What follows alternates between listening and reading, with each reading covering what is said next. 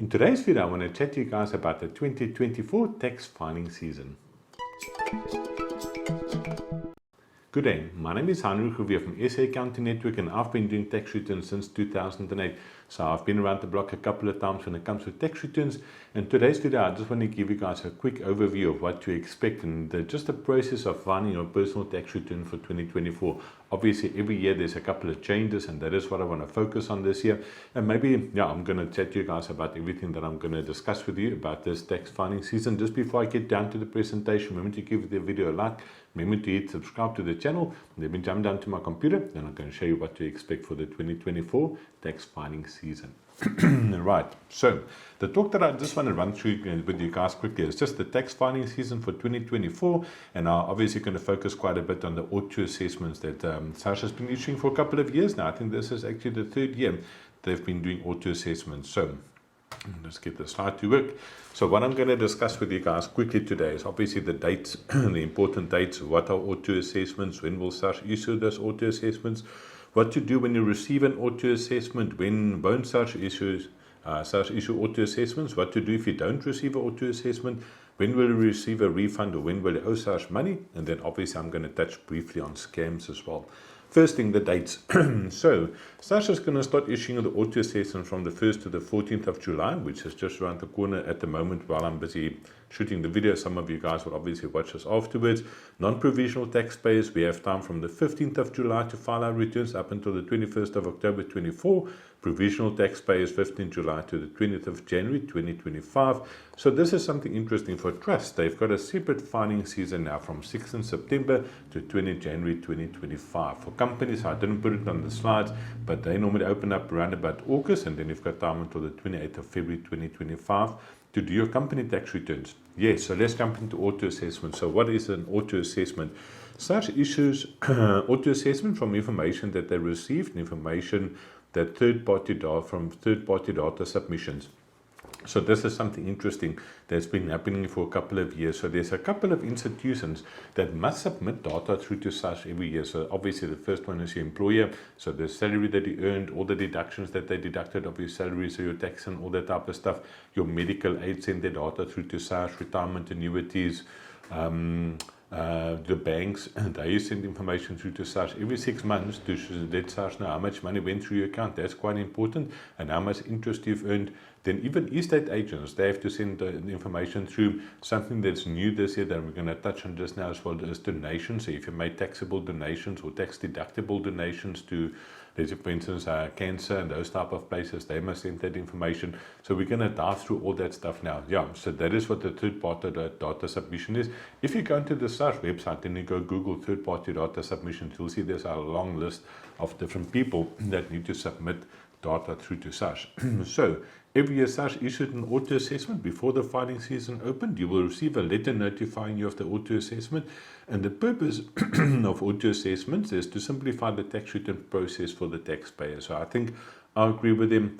If you are just a salary earner, you only have a medical aid, only a retirement annuity, very straightforward. You will receive your auto assessment. You're going to receive that thing, and then we're going to talk about when will SARS issue an auto assessment. Let me just move my face a little bit out the way over here. So if the SARS considers that they have sufficient data to populate your return, so if you have the IP5, medical aids, retirement annuities, interest certificates, and something new is donation certificates. So SARS started with a new thing as well with the data submissions that people who issue taxable donation certificates. So if you donate towards a public benefit organization is what they call it, and they issue you with a Section 18A certificate, then those organizations must let SARS knows how much money you donated to them. So that will be pre-populated on a return, we think. So what must you do when you receive an auto assessment? So log into your e-filing profile, examine your auto assessment for completeness. So if anything is missing, or you need to declare any additional income or expenses, then you need to file a correction. And then the next thing is don't spend the money, because now remember, the 1st of July, they issue you with that auto assessment. 3rd of July, the money is going to be in your account. A lot of people take that money and spend it. And now all of a sudden, but late in the year, you realize, oh dear, I never declared or some form of income. Then that tax that they refunded back to you, you're going to have to pay it back to SARS again. So if you do need to file a correction, then please guys, don't spend the money yet, because the chances are that you might need to pay some of that money back to SARS then. Okay, so that is when will SARS use the auto assessment. So what are some of the possible additional income or expenses? Let me just make myself small over here. There we go. Yeah, so what are some of the additional income or expenses? The first thing is capital gains transactions, crypto transactions, foreign income, rental income, any other income from side hustles. So remember, these are all things that SARS doesn't populate on the return from the third-party data submissions, you see, but certain things, crypto transactions, they report through to SARS. Foreign income, these days all the governments are chatting to each other to let people know how much money you earned everywhere. So you must declare those incomes. Rental income, any other income from side hustles. This is interesting. Out-of-pocket medical expenses. So if let's expenses, you went for a very big operation, you had to spend 100,000 rand on the operation, you paid out of your own pocket for that thing, and you never sent that slip through to the medical aid, then those expenses you can claim. Disability expenses. So if you are disabled or qualified as some form of disability, then you can get additional medical tax credits. So that is what I'm referring to. So that the data doesn't pull through automatically, because for disability expenses is quite interesting, is then you would actually have to go to a doctor, and then they fill in a form which they call an ITRDD, so it's a confirmation of your disability. If you've got that form, then you can use that form on your tax return to file for or to claim additional disability expenses on your personal tax. Medical aid expenses paid on behalf of other people, so sometimes it will happen that you have to pay the medical aid for your mom or for your oma or for your uncle or sister or something like that. If they can't afford to pay their own medical aid, then that doesn't pre-populate on the return. You have to complete that, and obviously you're going to have to give SARS proof that you paid those medical aid expenses. You're going to have to give them the certificate, and then probably 3 months bank statements in that financial year where you can have to highlight where those medical aid deductions went off your bank account. Home office expenses. Guys, that is a big thing, and we've been talking about that for a couple of years. Obviously, that information doesn't pre-populate on the return. Tax deductible donations, we talked about that briefly. I'm not sure at this stage whether that's going to be pre-populated or whether it's something that you're going to complete. So this is also now something, if you look at rental income, the donations, capital gains, cryptos, all that stuff, SARS already knows that information. They already have it. So when you're completing your return, they just want to check whether you're honest, whether you're actually declaring the correct amounts. So so don't try and claim donations which you're not entitled to. If SARS picks it up that company or that public benefit organization didn't report that through to the receiver of revenue, then the chances are quite good that they're going to disallow those donations. Solar tax incentives. So this is something new. Remember last year they started chatting about solar tax incentives. So if you did install a lot of solar panels on your roof, remember that you can claim that tax incentive as well. And then I just said any other form of income, and I said in brackets over there, remember that SARS knows. You think that SARS doesn't know what income, what money is coming through your account? They know how much money is coming through your account. So if you say in your personal tax return that only earn 100,000 rand for the year, but they receive the reports from the banks to say that 1 million rand through your bank account, then they're going to start asking you questions where they're going to say, but explain to us where the deposits came from. You see, so even if you receive income that you consider not to be taxable, you must still declare it on your tax return. So stuff like inheritances and stuff like that. So if you receive that and all of a sudden there's 1 million rand coming into your bank account, on your tax return there's a thing over there where you can declare to say, did you receive income you consider not to be taxable? You would say yes, and then you would complete the block to say that you received an inheritance of 1 million rand. So at least they can see where the money came from. So that is the possible additional income or expenses. Let's quickly see. When won't you receive an auto assessment? So obviously a lot of people are going to receive auto assessments. Some people won't, and what to do.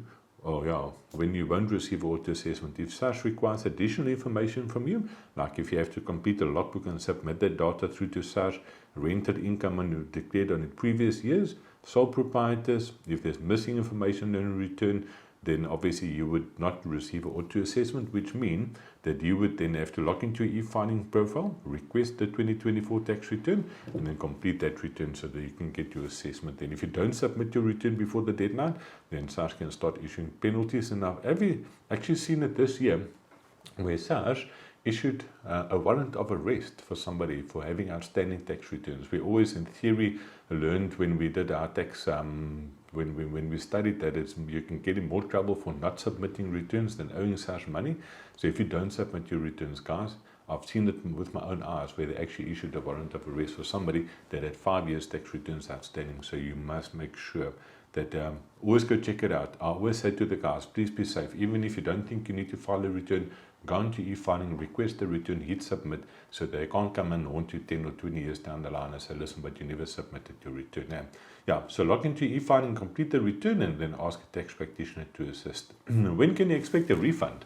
So this is quite an interesting thing, and I'm not going to go into too much detail about this. I just want to give you guys a brief overview of when you can expect a refund. So obviously SARS uses the tax tables, and then according to those tax tables you have to earn a certain amount of money before you have to start paying tax. At the moment I think it's about 90,000 Rand before you have to start paying tax, and then you would normally pay 18% tax up to about 200,000 Rand, and then it jumps into the next tax bracket. Then the top earners, I think they pay like over 40, like 45% tax, you see. So if for some reason you overpay tax during the year, then you would receive a refund. So if you think about the expenses, what would happen is, let's say for instance a retirement annuity, what that actually does, it reduces your taxable income. So if you earn 200,000 Rand for the year and your employee deducted the right amount of tax, then in theory you should break even. But now, if you contributed to retirement annuity and your contributions was 20,000 Rand, what it then does, it reduces your taxable income from 200,000 Rand down to 180,000 Rand. So that tax on the 20,000 Rand your taxable income was reduced, the tax on the 20,000 Rand you would get back from the receiver of revenue would then be 3,600 Rand. So that is normally when you can expect a refund, is if you've got those type of expenses. Sometimes if you start a job during the year, let's say for instance the first 6 months of the year didn't work, next 6 months of the year all of a sudden you earn 30,000 Rand a month, they deduct a certain amount of tax. At the end of the year, the SARS looks at how much money you earn for the whole year, and based on that information, they will give you assessment. So normally there would be an over deduction of tax, which would cause you to have a refund. Sometimes if you change jobs during the year as well, so if you have a low earning job and then from there you jump to a higher earning job, then sometimes there might be a refund due to you. If you become unemployed during the year, so let's say for instance you worked for the first 6 months of the year, earned 30,000 Rand a month, the next 6 months you didn't earn anything, then it means that your taxable income for the 6 months is 180,000 Rand. Your employee would have definitely deducted tax, so the chances are that they over deducted, which means that you will be due for a refund. And then the last one is to claim expenses to reduce your taxable income, and I did touch on that briefly over there when we talked about the retirement annuities. So, when can you expect your owe SARS money? So that is now the flip side of the coin. So if your employee for some reason didn't deduct enough tax, then you will have money that you have to pay into SARS. Sometimes if you have more than one source of income, so let's say for instance you work at a company A during the day and they earn 10,000 Rand a month. At night you work at company B, they earn another 10,000 Rand per month. SARS puts all that money together into one bucket and say, listen, your income was 20,000 Rand, you were supposed to pay, let's say for instance 2,000 Rand tax. They only deducted each 500 Rand, so your tax was only 1,000 Rand, so therefore there would be a shortfall. So normally if you have more than one source of income, there's always going to be some tax that you would have to pay back to SARS. And then so I just said the additional income. So all your stuff like rental income, if you earn a lot of interest, there will be a tax liability there. Cryptocurrencies, the list goes on. There's a lot of different things. So anything that you think that creates income, you need to declare that on your tax return. So now, guys, scams, you must please watch out for this. There is lots of stuff floating around cyberspace at the moment where they try and catch people out. So never, ever, if you receive an SMS, if you receive a WhatsApp, anything like that, to say, listen, you are due for a refund, just click here, quickly update your bank details. Guys, don't go there. You should know by now not to click on links that come through emails and stuff. If it's from SARS, log into your e-filing profile, request a statement from SARS. That statement will show whether you're due for a refund. If that is the case, then obviously you know that refund is due to you. But so if you've already done your assessment, if you've received your auto assessment and all of a sudden you say, hey, there's another email from somebody saying that you're due for another refund, you should know better. So first thing, log into your e-filing, request a statement, make sure they phone SARS. If you haven't got e-filing, phone the receiver of revenue. Tell them, guys, here's my tax number, here's my ID number. I received this SMS. I just want to check whether it's valid. They are super helpful, the people at the call center. Make sure. Fourth thing is make sure that your contact details and your bank details are correct. We've seen it in the past where scamsters, there's actually a lot of rumors running around where they're actually hijacking people's e-filing profiles. They go into that profile, change the bank details, they do the return, all of a sudden your money ends up in somebody else's return bank account. So make sure, even now, make sure, log into your e-filing profile, go to your register details, make sure that your contact details, your email address, your telephone number, your bank details are correct. I can't overemphasize that. And then, if you do use the services of a tax practitioner, always contact your tax practitioner if you receive weird emails or weird SMSs saying that there's a tax refund due to you. You have to be super diligent about these type of things. And then so just remember to, once again, just to like the video, subscribe, and if you have any questions, you can leave a comment in the description of the video, and then I'll get back to you. I'm going to leave a link to a website in the description of the video. If you're looking for somebody to help you with your tax return, click on that link, search for a tax practitioner in your area, and see if they can assist you. Thanks for watching. Once again, remember to like the video, hit the subscribe button, and I'll see you guys for the next video.